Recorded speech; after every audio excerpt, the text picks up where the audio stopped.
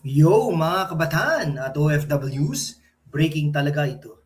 Mag-amang Marcos, full forces na raw laban kay Vice President Sara Duterte. Oo, si Sandro Marcos, majority floor leader, double time daw sa panggagapang para ma-secure ang votes para sa impeachment. Pero wait, mag-amang olats ba talaga ito? O isa na namang political chatro na tayo ang biktima? Today deep dive tayo. Intellectual, walang kinikilingan, pero fact-based at critical. Sino ba talaga ang may punto? Bakit biglang nagkagulo ang dating unity team na nanalo ng landslide noong 2022? At bakit parang si VP Sara ang laging target ng double standards? Buckle up! 90 minutes of real talk. Like and subscribe if you want truth over drama. Balikan natin 2022 si Bongbong Marcos at Sara Duterte, Dream Team, isang Marcos at isang Duterte. Nanalo sila ng historic landslide. At tsaka ito pong channel na ito, nakapag-predict na mananalo talaga sila 1 year before. Kaya po, marami nagsasabi, si Lenny Robredo daw mananalo, pero sinabi natin sa channel natin na mananalo ay si Bongbong Marcos at Sara Duterte. Balikan niyo po yung mga videos na yan. Okay, dream team yan. Isang Marcos at isang Duterte. Nanalo sila ng historic landslide. Promise ng unity, stability at tuloy ang laban sa droga at korupsyon sa paraang may disiplina. Pero ano ang nangyari? 2024, resign na si Sara as DepEd Secretary dahil sa disagreements, South China Sea policy, budget issues, at personal na tensyon. Then yung controversial remarks niya tungkol sa hypothetical self-defense measures. Si Sandro bilang anak ni PBBM, lumabas at sinabi, she crossed the line. Fair enough as a son, pero bilang public official, dapat ba personal grudge ang maging batayan ng legislation? Fast forward, 2025 to 2026, impeachment complaints, House hearings, Supreme Court ruling na unconstitutional ang isa dahil sa timing, yet tuloy pa rin ang push. Sandro reportedly securing 200 plus votes. Double time ba talaga o legitimate oversight? Let's examine the facts critically. Una, let's give credit where is due. VP Sara remains one of the most popular politicians. Maraming surveys show her leading potential 2028 contenders. Bakit? Dahil consistent siya sa kanyang brand, tapang, matapang at pro-masa. Sa kabila ng impeachment drama, focus pa rin siya sa constituents niya. Education reforms, kahit resign, ayuda during crisis, at strong stance on sovereignty. Yung assassination threat narrative, sabi niya denial at marami ang nakikita na out of context clips lang. Critical point, double standards. Bakit ang impeachment laban kay PBBM noon ay mabilis na na-dismiss? Pero kay Sara, full force. House under Marcos allies, Sandro as key figure, parang political vendetta kaysa pure accountability.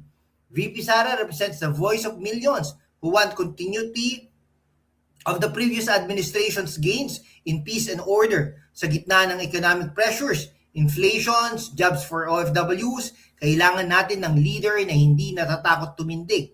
She's tough, she's resilient, at lalong lumalakas ang suporta niya sa probinsya at among youth who value street talk over polished PR. Ngayon, let's critically analyze Representative Sandro Marcos. Bilang majority leader at anak ng presidente, malaking impluwensya yan. Pero ang tanong, ginagamit ba ito para sa bayan o para sa pamilya? Double time sa panggagapang. Marami ng gagapang. Maraming observers ang nagsasabi nito dahil mabilis niyang na-secure ang signatures. Personal reason daw niya noong una, protecting his family from abhorrent comments. Bilang anak, understandable ang galit. Pero bilang mambabatas, dapat ba ang personal emotions ang mag-drive ng congressional action? Dynastic Politics 101. At parang ang Marcos side ang mas aggressive sa pag-push. May term sharing agreement ba talaga na nabanggit ni Madriaga? Kung oo, bakit biglang nagbago? No? Wait. Parang isang basketball game yan, kung saan ikaw ang referee at player din. Hindi ba conflict of interest yan? Imbes na focus sa real issues West Philippine Sea, economy, OFW welfare, corruption sa infra, puro political chatro. Sandro, kung gusto mong maging future leader, ipakita mo ang statesmanship, hindi lang loyalty sa mag-ama. Ngayon, fact tayo. Supreme Court already ruled on technicalities before. Public perception. Marami ang nakikita na desperation move para weaken ang strongest 2028 contender. Para sa mga kabataan, huwag kayong maging blind followers. Analyze ang motives. Both sides have baggage. Marcos martial law history versus Duterte's drug war, controversies. Pero ang importante, sinong mas may track record ng delivery? Para sa mga OFWs, kayo ang backbone ng economy. Habang nag-aaway ang dynasty sa Manila, kayo ang nagdurusa sa inflation at unstable policies. Sino ang mas nakikinig sa inyo? VP Sara's camp often highlights pro-masa policies. Parang mag-asawang nag-aaway. Dati magkakampi, ngayon magkaaway. Tayong mga anak na nasa gitna, naghihintay sino ang magbabayad ng bills. Okay ha, data point. Economic pressures plus geopolitical tensions sa China. Divisions weakens the country. Kailangan ng mature leadership, hindi revenge politics. While thinking about these heavy topics, take care of yourselves, mga kababayan. Maraming OFWs at students ang stress sa politics at work. Try nyo itong portable smoothie blender sa Shopee. Gawin yung healthy shakes habang nanonood ng political analysis katulad nito. Para sa focus, wireless earbuds, perfect for long commutes or night shifts abroad.